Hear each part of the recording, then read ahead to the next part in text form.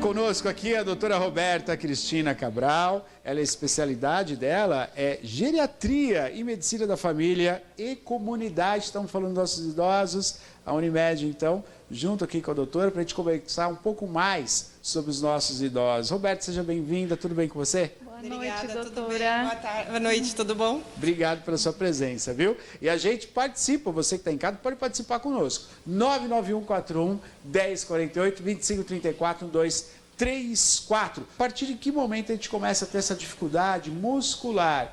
Que a pessoa começa a ficar um pouco deprimida, né? É muito comum, eu lembro dos meus avós falando isso, por vezes até meu pai, olha que condição que eu tô, né? Quer dizer, começa a ficar rígido os músculos e aí dificulta levantar, sentar no sofá, levantar da cama. Como é que funciona esse mecanismo, doutora? Hoje, dependendo do tipo de trabalho que a gente desenvolver ao longo da vida, a gente já vai ganhando a rigidez desde muito cedo. Olha. Então, com 30, 40 anos, uma pessoa que hoje está trabalhando numa empresa, sentado quase 70% do seu tempo, já está ganhando bastante rigidez muscular, né, ficando cada vez com os tendões mais encurtados e ganhando aí lá na frente muito mais chance de ter essas dores. Então, o que a gente pensa é que se as pessoas se exercitarem mais, fizerem mais exercícios, elas vão estar melhorando essa amplitude de movimento. E nos idosos, a partir dos 60, nas mulheres um pouquinho antes por conta da menopausa, mas nos homens, a partir dos 60, 70 anos, a gente vai tendo uma perda muscular muito grande, que também já vai agregando a essa questão laboral que ficou aí por muito tempo, às vezes, no sedentarismo, sem conseguir fazer exercícios. Então, assim, na verdade, 50, 60 anos é uma idade que a gente já devia estar fazendo atividade física para garantir uma tranquilidade nesse processo de envelhecer. E é muito interessante quando você fala tranquilidade, é também uma independência, né? Porque às vezes é muito precoce. Eu falo precoce por conta da terceira idade mesmo, né? Às vezes no comecinho da terceira idade, você já começa a ter dificuldade, por exemplo, de levantar, precisa de apoio de alguém. Sim. E isso você vai perdendo um pouco a independência, né, Roberta? Sim, cada vez mais você vai se reclusando em casa, recluindo, né, e não vai fazendo mais as suas saídas, tocando mais atividades que você fazia na rotina do dia a dia. Então, não vai mais ao mercado, sozinho, porque tem medo da calçada, medo de ter o apoio da sacola, medo de estar num lugar onde tem algum declive, você não consiga andar. Então, trabalhar a musculatura e o equilíbrio auxilia muito para a gente manter a autonomia, né? Muito bom. E é uma coisa que os idosos sentem muita falta mesmo. E você me falou uma coisa muito bacana durante a matéria, que você tem, né, uma paciente há mais de 80 anos. Sim. Que pratica o vôlei, né? Sim, ela até brinca quando eu vou fazer a consulta domiciliar lá na casa dela, ela fala assim, doutora, jogar vôlei para mim, as 2 vezes, 3 vezes por semana que eu vou, é o único momento que eu não tenho absolutamente nenhuma queixa, nenhuma dor, nenhum mal-estar. Né? E ela segue jogando vôlei no SESI, participa de campeonato, ganha medalhas. Então é um momento assim de muito convívio social, porque dessa atividade física, às vezes ela toma um café com as amigas, depois que volta para casa. Então é um momento de muito bem-estar para ela. Convívio social cura, né, doutora? Sim, cura. Ou se cura. Estamos ao vivo, 99141 1048. 2534 1234. Pois não, Maria. Participações aqui no nosso WhatsApp. Mande você também, viu, a sua pergunta, o seu comentário aqui para a doutora Roberta. Tá com a gente aqui, deixa eu ver o nome dela, Camila. Oi, Camila. Camila, ela dá boa noite, Neto, Maria e todos do programa. Minha mãe é idosa e ela é muito teimosinha. Bebe água só a hora que quer. Não quer fazer exercício, come pouquinho. A doutora pode me orientar de como proceder? Acho que ela não aceita que eu cuide dela. Obrigada, me chamo Camila. Pois não, Roberto. Eu acho, Camila, que na verdade não é que ela não aceita que você cuide. Na verdade, ela tem dificuldade de entender que ela precisa ser cuidada. E é difícil mesmo entender essa dependência que vai mudando com o tempo. E, assim, estratégias para a gente melhorar, não é só a sua mãe que não toma água, tá? Eu acho que 90% dos idosos não tomam água, né? Muda muito essa ascensão de sede que eles têm, então é normal mesmo. Fisicamente, ele não sente sede. Fisiologicamente, eles vão diminuir a ingesta de água mesmo. E vão diminuir a ingesta de alimentos, por vários motivos. A gente muda um pouco das nossas papilas, então a gente perde uma sensação de alguns gostos, então a comida fica mais insossa. Então eles também diminuem isso. Diminui a indigestão para proteína, então carne, frango, essas coisas não agrada mais.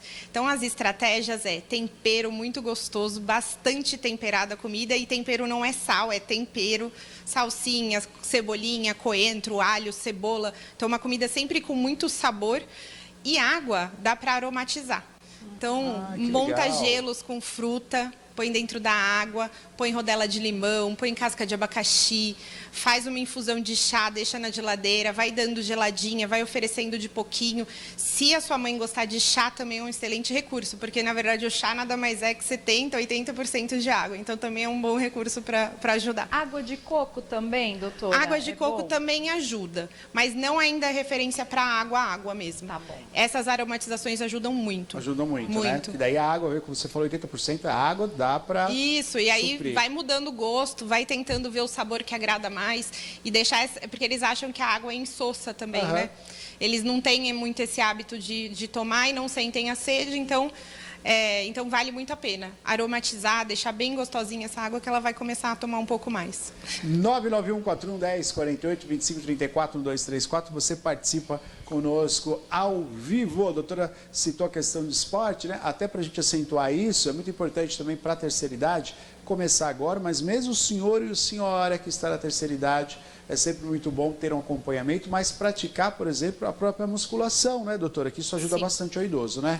A musculação, que a gente chama de exercício resistido, a maior parte das vezes no consultório, é um dos melhores exercícios para a gente acumular massa muscular e melhorar a dureza do osso, deixar esse osso menos poroso, porque isso também acontece com o envelhecimento. Então, ela ajuda nessas duas coisas, que é crucial aí para a gente ter uma longevidade tranquila nesse aspecto. Muito bom. Maria, pois não, pode falar. Vamos lá para as participações. Mande a sua mensagem aqui também, 991411048. Davi está dando boa noite, pessoal. Parabéns ao programa e à Unimed pelo tema abordado. Gostaria de perguntar para a doutora qual a idade ideal em que precisamos visitar um geriatra. Boa Obrigada, pergunta, é o boa Davi. pergunta. Bom, Davi, teoricamente, a partir dos 60 anos, a gente se enquadra no perfil idoso e deveria estar acessando um geriatra. Mas eu comento com os pacientes que eu acho, na verdade, quando você pense que você quer envelhecer com qualidade, quando você tiver isso na tua mente, é a hora de você procurar esse acompanhamento. Então, não necessariamente a geriatria é um marco de idade, é um marco etário. Na verdade, é um marco de sentimento sobre o processo de envelhecer. Então, eu particularmente não gosto de colocar essa idade dos 60. Eu acho que a pessoa tem que se sentir com vontade de pensar nesse processo e daí tem que escolher esse acompanhamento. Muito bom. Hoje, a doutora Roberta conosco aqui, falando sobre a terceira idade, né? Ela é especialista e você participe conosco, 991411048. Pois não, Marcos. A gente acabou de ver uma imagem ali mostrando um aparelho para verificar a pressão arterial, né, doutora? Vamos falar sobre isso também? Se tem alguma mudança, o que os familiares precisam ficar atento na questão da hipertensão do idoso? Bom, a gente teve mudanças recentes quanto a critérios de hipertensão, mas a gente tem que tomar cuidado quanto a enquadrar esses critérios para o idoso. Né? Então, a Sociedade de Cardiologia aí teve mudanças recentes, mas a gente tem que tomar cuidado com idosos com pressões muito baixas, porque a tendência é que a gente, na elevação de estar sentado para em pé, né, a gente faça uma hipotensão postural, que a gente fala que a pressão tende a dar uma baixadinha a mais. Então, é perigoso um idoso que esteja mantendo pressões muito baixas, assim, abaixo de 9. Correto. Tá?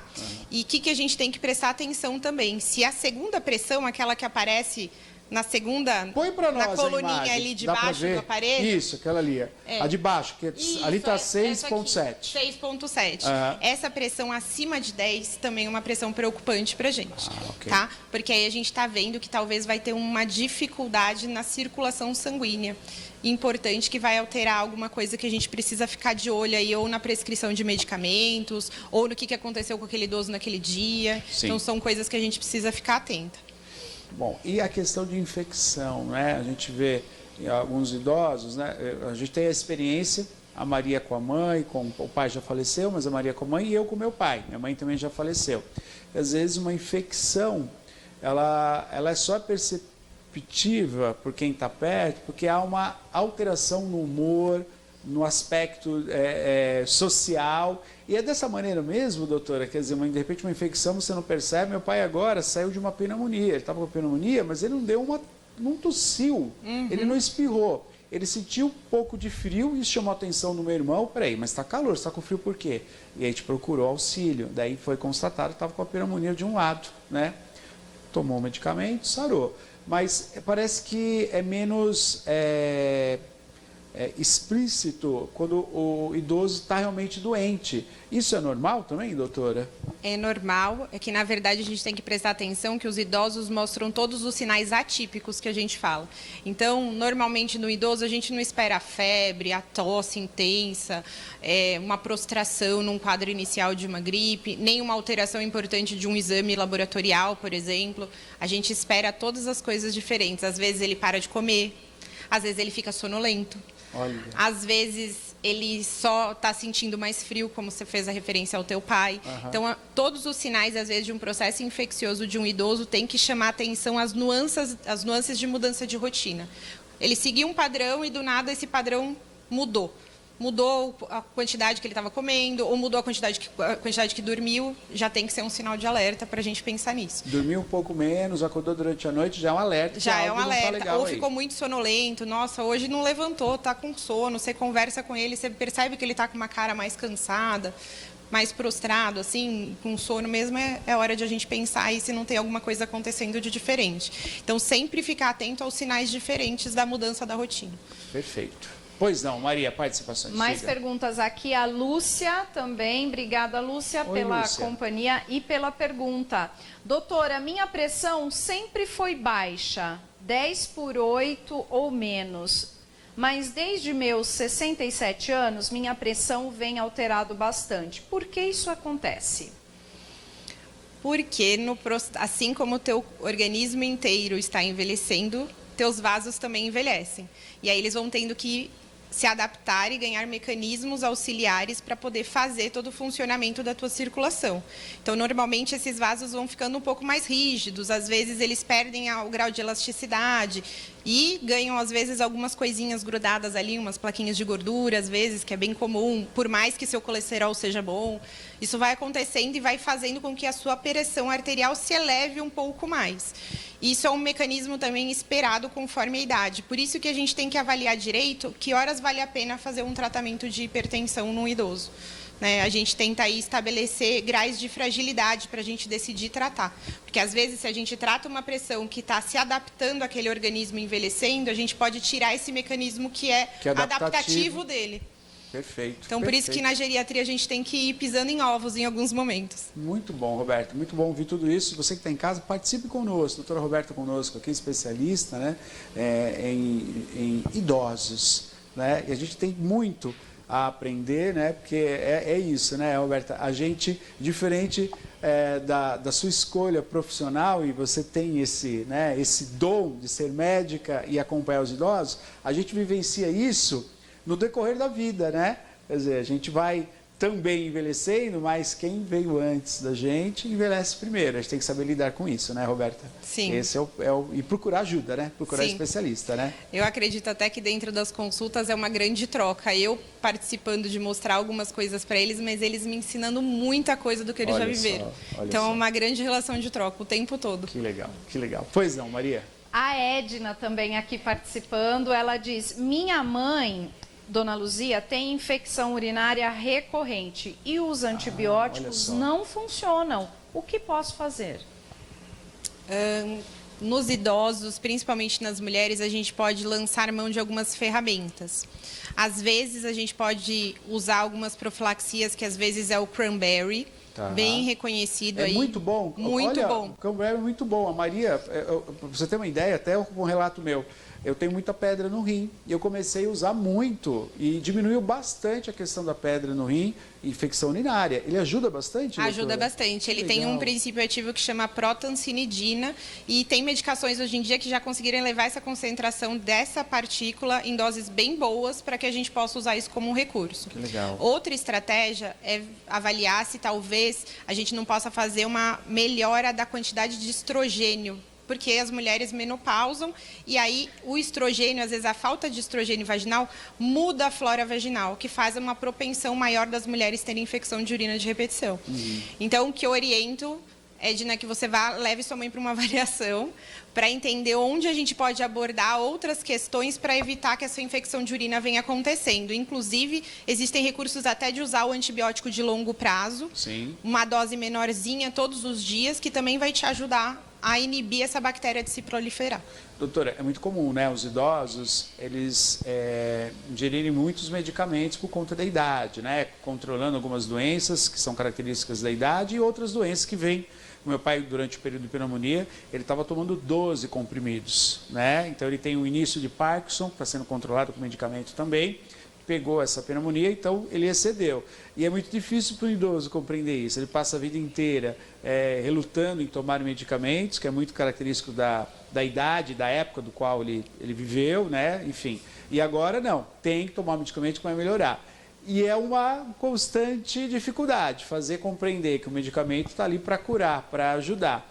É normal ter essa dificuldade? E como é que fica? Corre algum risco específico a quantidade de medicamentos que o idoso toma?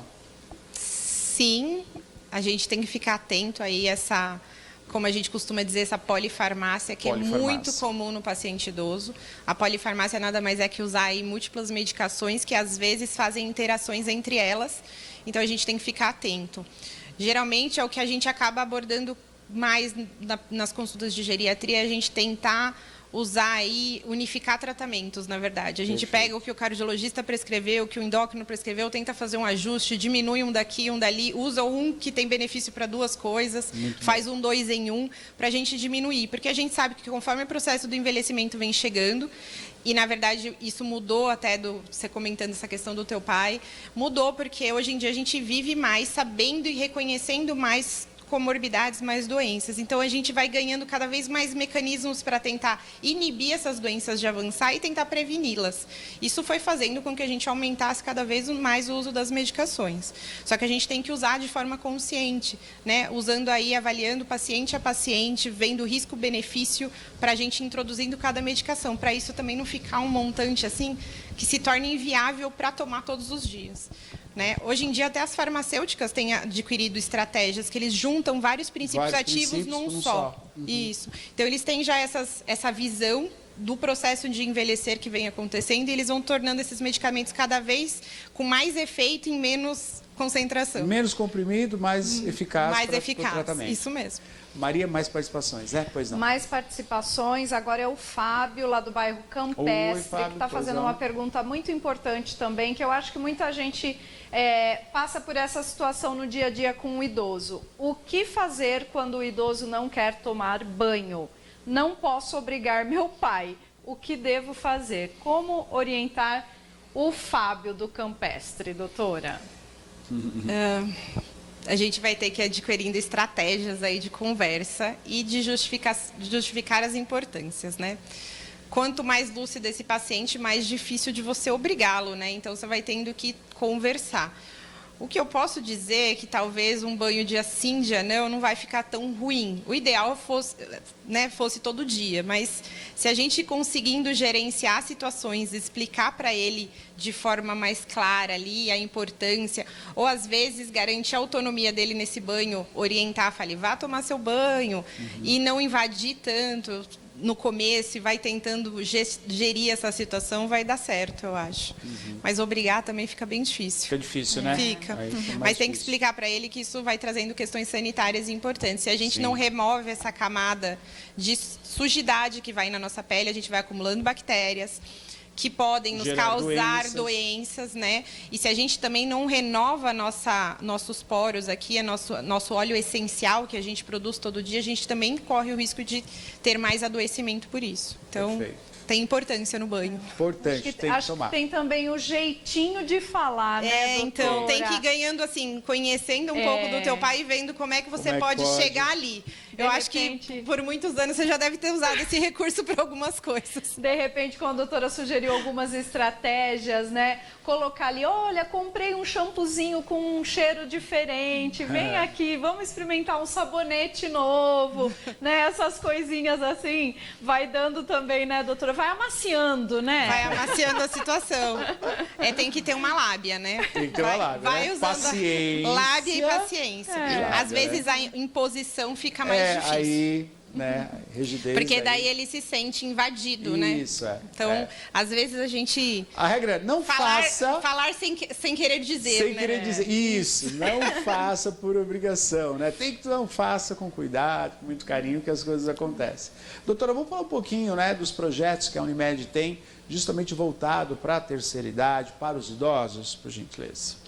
Bom, a Unimed tem um espaço hoje que está um pouquinho pequeno para isso, mas ela vem se importando cada vez mais e ela faz ginástica para idosos, ela tem atendimento nutricional, psicológico, né? Então tem psicólogos especialistas ali para atender essa equipe de idosos.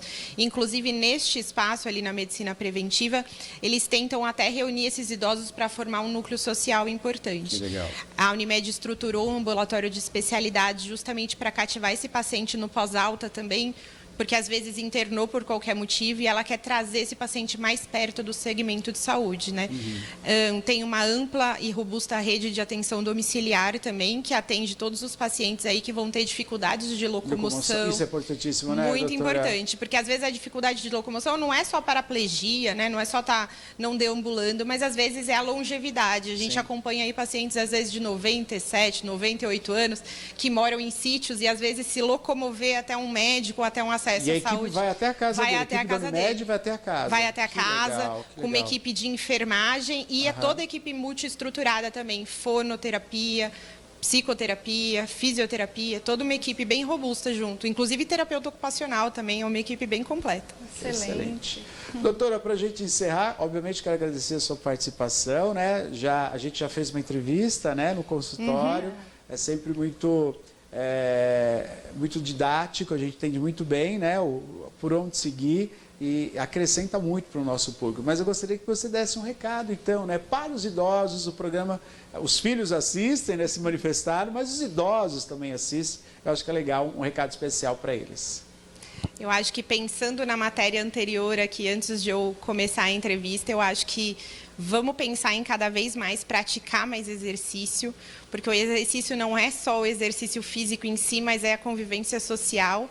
Eu acho que se a gente conseguir nutrir isso nesse processo de envelhecimento, a gente consegue suavizar uma série de lamentos e de sofrimentos que a gente vai tendo dentro desse processo de envelhecer.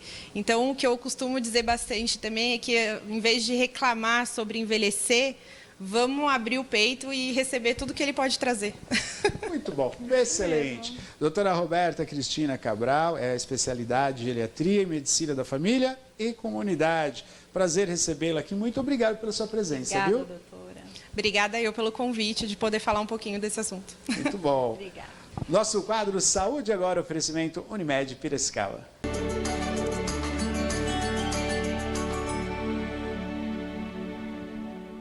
Um abraço especial à doutora Roberta, né, que veio apresentar, né, essa matéria muito interessante falando sobre a terceira idade, né? Temos que envelhecer de uma maneira bacana, né, aproveitando tudo que de bom tem para oferecer. Isso é importantíssimo.